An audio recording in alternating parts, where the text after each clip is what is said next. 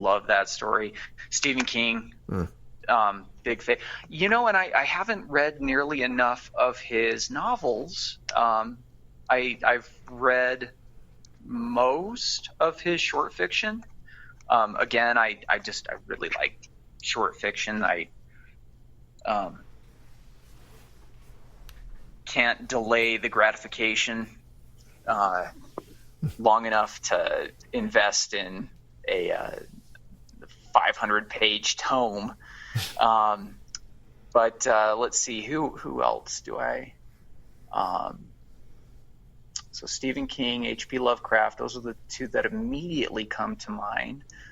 I was a big fan of Anne Rice growing up. The Lestat books. Robert Bloch. Really. Richard Matheson. Richard Matheson. I Am Legend. And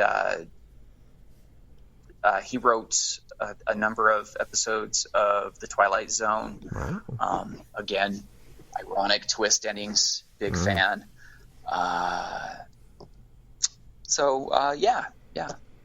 Robert Bloch, his best known work would be Psycho, but he was fairly prolific as a short story writer. Oh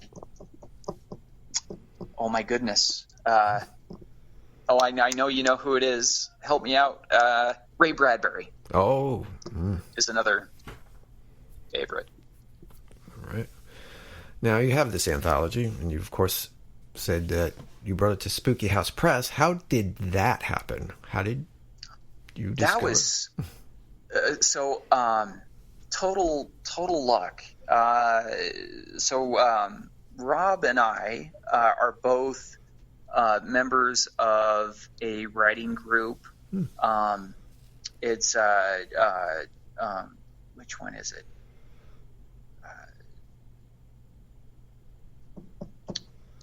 Scary Snippets. Snippets. So Scary Snippets is it's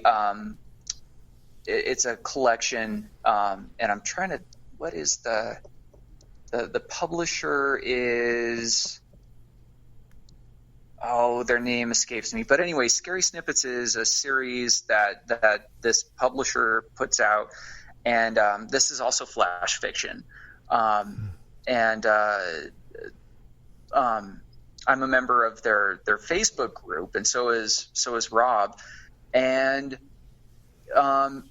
I decided one day to get on their group and just ask, hey, what is the story that you're most proud of? What's the work you're most proud of?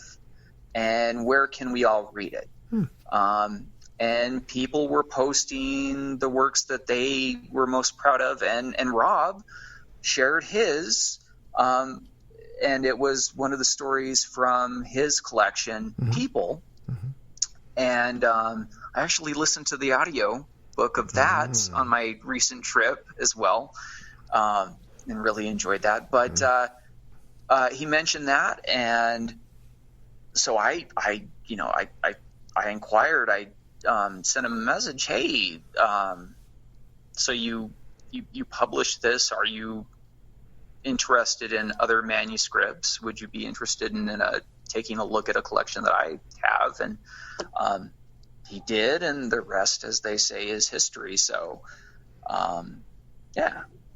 What's it been like collaborating with him and getting? He has been an absolute joy to work with. He absolutely respects the writer's authority, and as he put it, he wants to empower or enable the writer to stay true to his or her vision. And he's afforded me a lot of say in how the book comes together, and he's afforded me say in things like the cover art, and it's just, it's been an absolute delight. Great. So when will it be published? So Boarded Windows Dead Leaves is tentatively scheduled to come out July 28th, but that is subject to change. But for now, July 28th. So in a couple of weeks, everybody, get ready to go to Spooky House Pressing. Get it. It's worth reading. Trust me. I read it. And he's got Alexander in his name. I mean, come on. Exactly. It's a good thing. And actually, I want to ask, have your daughters shown interest in writing or any other creative aspects? So our daughters, Hannah and Emma, and they're 8 and 4 respectively. So Emma, she's too young yet. Although, being a horror fanatic, of course, I have a pretty gnarly collection of horror DVDs and Blu-rays in my bedroom, and she has taken a liking to perusing that and looking at the awesome cover art and asking about it. But Hannah, yes, our 8-year-old, she's just about to turn 9. She has expressed interest in writing, and boy, would I be pleased if she pursued that with the same zeal that I did when I was younger. But we'll have to wait and see. She's still got a couple of years yet before she hits the age where I really started to tackle that. And Halloween is still big in the family? Oh, yes, absolutely. So they get all into it and help decorate and all that? Yeah. Yeah. Nice. Oh, yeah. Awesome. All right. We're winding down here. These are usually questions I ask everybody. Do you think we all have an artist inside of us? Or creative side? Yeah. Yeah, I do. I think that we each have our own, we're all individuals, and I think that we each enjoy individual strengths and proclivities, and I think that some are more inclined in creating visual art or performing or writing, but it just so happens that I really enjoy and have a little bit of a knack for writing. I'm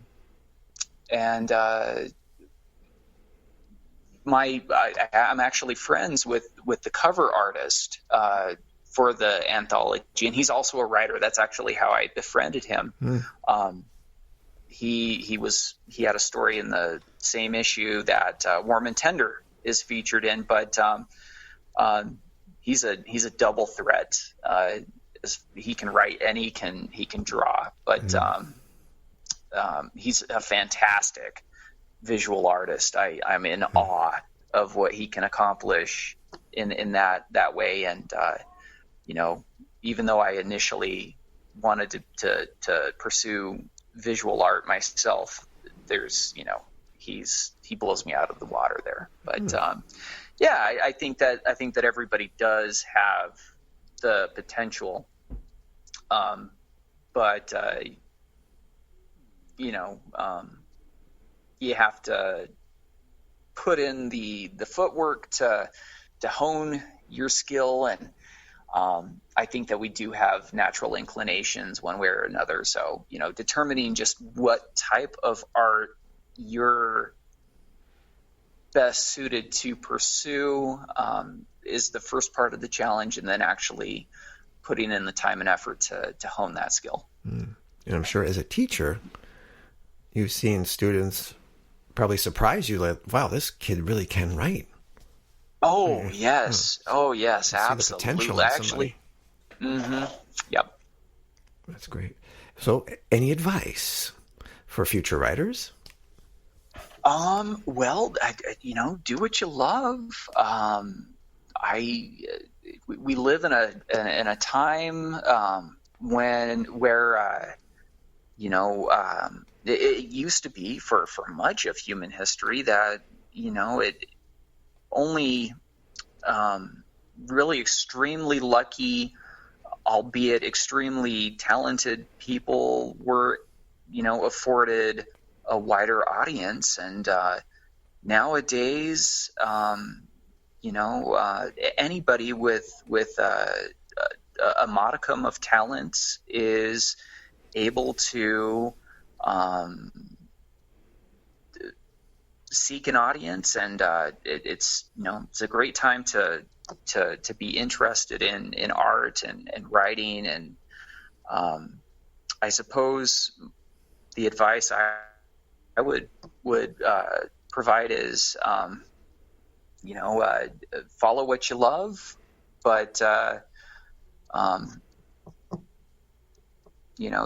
is work as well. It's not all it's not all pleasure.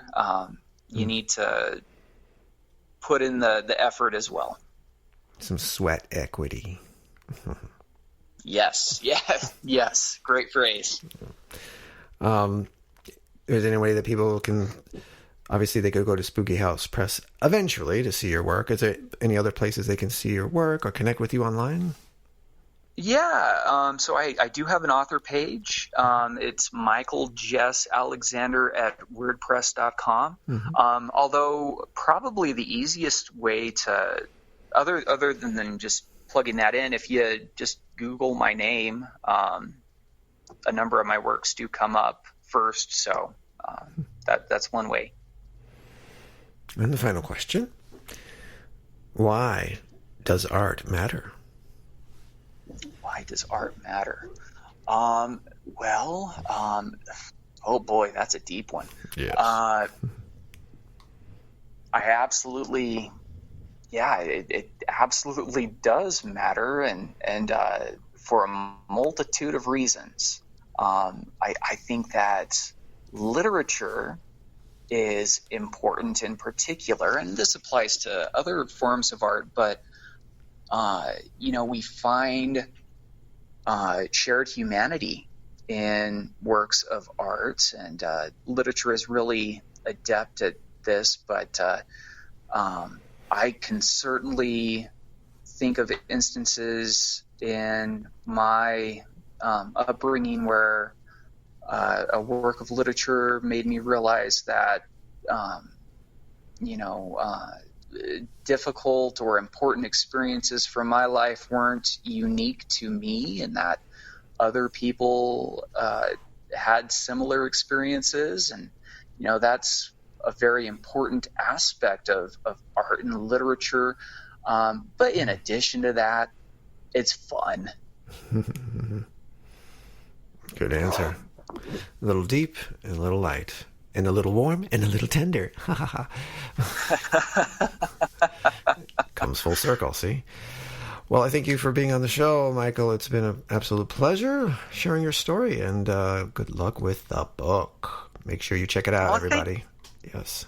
Thank you so much. It's been a pleasure as well. All right, there you have it.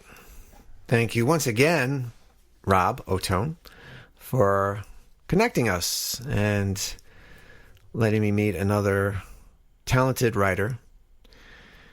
I really do like what he said at the end about why art matters, is that this is an answer I've never heard, where you think you're the only one experiencing and feeling certain feelings, where either through a book or a movie or something like that, you realize you're not alone experiencing those things, going through trials and tribulations, that those characters reflect humanity, and other people can get the same experience or a different experience, either through reading a book or watching a TV show or movie.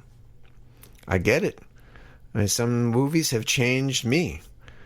There's characters in there that I related to and had a shift in how I perceive the world and how I see myself in the world and my place in the world. Movies, books, all kinds of art can do that.